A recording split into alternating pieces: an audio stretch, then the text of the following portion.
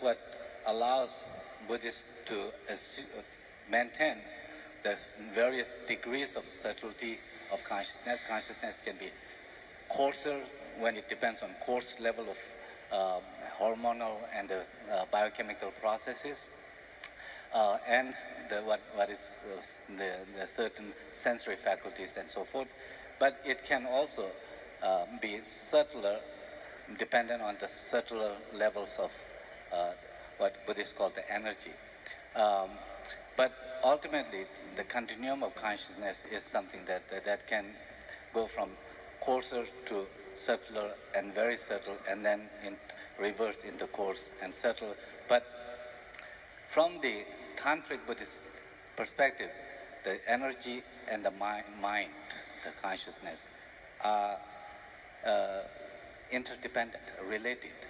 In fact, ultimately, at the very subtle level, these two can be seen as expression of the single entity, the lungsam ngo chikwa, that this energy-mind complex that can be seen as two expressions of a singular continuum.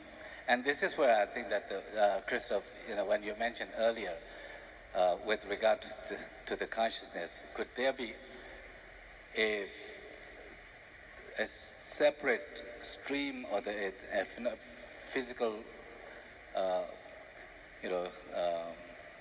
basis, that may give rise to mental experience or the conscious experience, not simply, dependent on the brain and so forth. So I think that ultimately,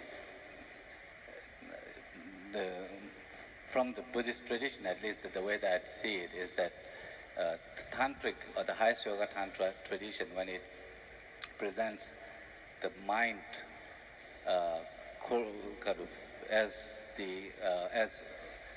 interdependent and ultimately as the same nature or the same entity expressed in two ways. One as the energy that can become physical, transform into the coarser physical properties, and then related to that also the mental and emotional states also can become coarser as the consciousness as energy become coarser.